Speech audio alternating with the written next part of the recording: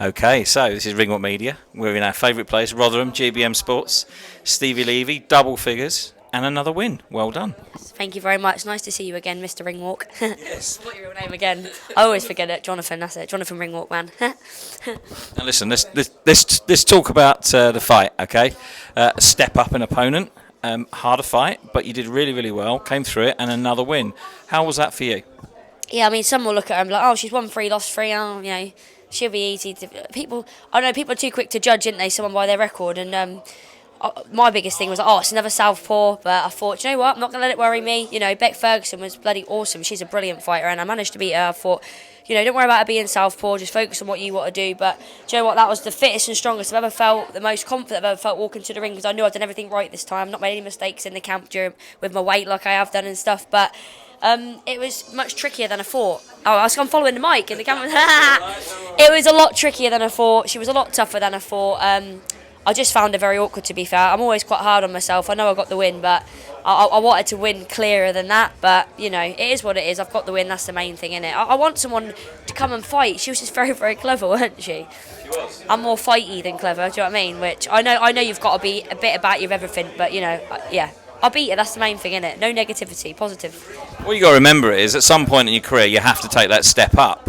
You've had, you know, a couple of testers, shall we say, and this one tonight. The thing I liked about that was that you didn't lose your head in there. You knew you were in a tough fight. You knew you were against a really awkward opponent who did everything under the sun to sort of hold on when it was your turn to hit back.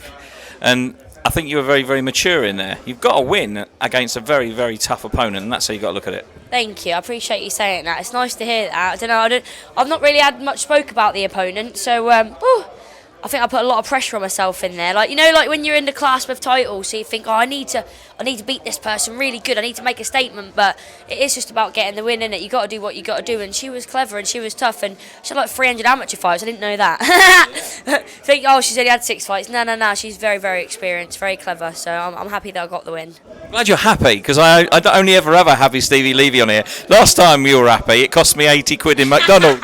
I weren't just. Oh, you're gonna get your good calm back from that. I ain't got 80 quid on me, but something good's gonna happen to you. You'll be like, fucking, I'm glad I've done that. We all went through the drive-through on foot, didn't we? And you were the unlucky cunt who had to pay on the back. Oh shit! Oh fuck!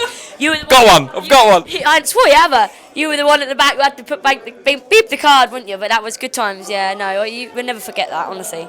We won't. And eating it all back in the hotel afterwards. There was about 80 people in your room. It might be worth 80 quid one day. You never know.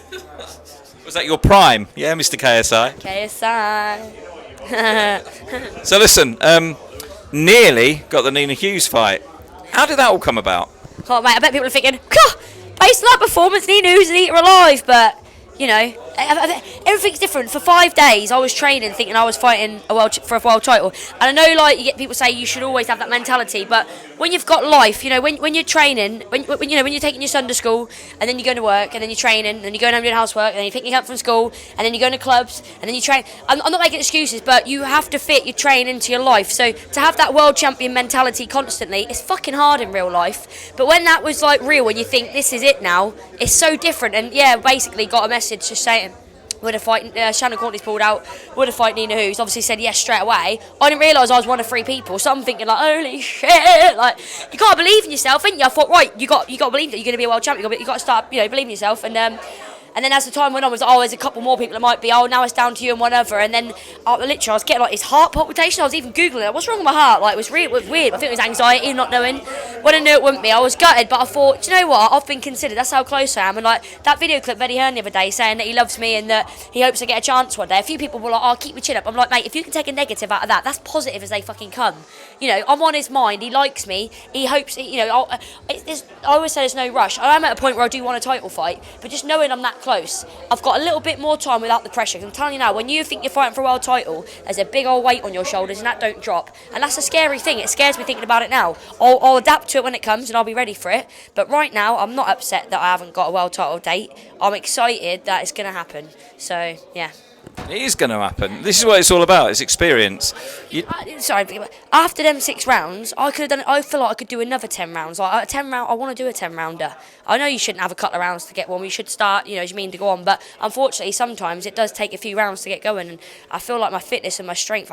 She was like, I thought I don't feel like that, mate. I don't feel like that. But she was that fucking awkward. I couldn't hit her as much as I wanted to hit her. But that last round, you were putting some really good combinations together. That left hook followed by the right hook was really hurting her, wasn't it? Yeah, I should have done it sooner. I know I should have done, but it's easy to give instructions when you're in there. It's just so different. It really is. And like I say, I should have probably, trained for southpaw more and done southpaw sparring, but I hadn't. People are like, oh, don't worry if it's don't matter for southpaw, but to me it does matter. It's different. So, And of course, Ebony Bridges sponsoring you. She's looking after you. She's a good girl. She's kind of chat with us before, and she's moving up here to be with Dave Caldwell. It's a great move for her, isn't it? Yeah, definitely.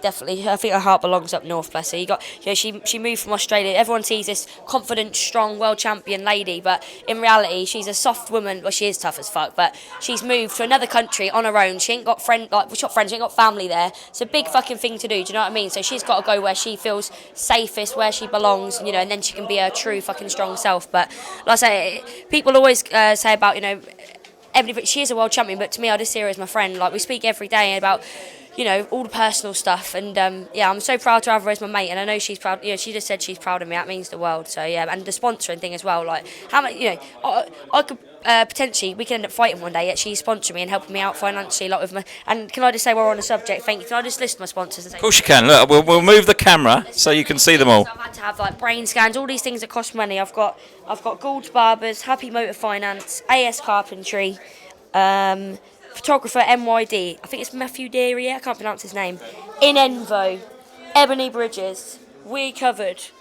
Watches of Whitby, you got Box Fit, you got Dedicated Care, you got MHM Media, and I haven't got my shorts on, but you have got Flat Pack. Oh my god, that's not the camera, that's the microphone. That's the camera. We got Flat Pack, and we got John Clark Nutrition, and I hope that I've mentioned all of them. I'm sure I have.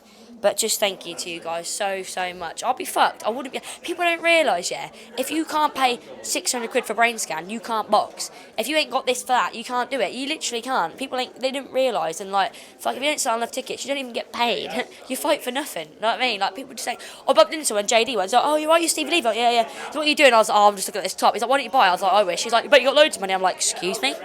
What? You got a clue? People don't understand at this level, even at your stage now, where you're stepping up, it's still tough out there. In the last fight, Ebony helped me. I think if not, I would have had to probably pay out my own money for an opponent. That's mad, honestly. People don't get it. That's 9 fights in. Yeah, and that's 9 fights in, yeah. Just lucky, like, GBM is such a fucking good platform because, some people are fighting tucked away in little sports halls with, not all this, all the real deal stuff, and they're doing that and unnoticed for so long. They're probably way better boxers than me, and they're unnoticed, but I'm lucky I'm getting the exposure. Right, well, listen, I'm getting whistled at by Matty and a few other people, so we're going to let you go. And there's one thing I'm not going to do, and that's come for another burger with you. No, you'll be skint. I've got some Pringles you can have. I'll have them. Steve? Are you about tomorrow? No. I was going to say, I'm staying at Loz's, booking bands. We're going to have a dinner tomorrow. We'll treat you to dinner tomorrow if you're about. Are you not about? I might be now. If Loz's cooking dinner, I'm coming. No, fuck her cooking. Well, no, I love her cooking. She's brilliant. No. She's actually brilliant. What was that? You know what? She cooked everyone a roast dinner once, David the lot, and she sat and ate fucking tuna and rice because I couldn't have a roast dinner. What a friend is that? I was like, why aren't you? Actually, I don't fancy it. Later on, she was like, I've done it for you. I was like, what a mate. No, I'm basically making American pancakes and streaky bacon and syrup for breakfast, and we're going Five Guys, so you come Five Guys. Thank you very much. Honestly, I'd love to treat you back for dinner because that was fucking mad. We'll leave it there. Stevi Levy, well done tonight. Professional performance, and we look forward to the next one. I've got a funny feeling it might be a big one. I hope so, yeah, let's hope so. Yeah. Thank you.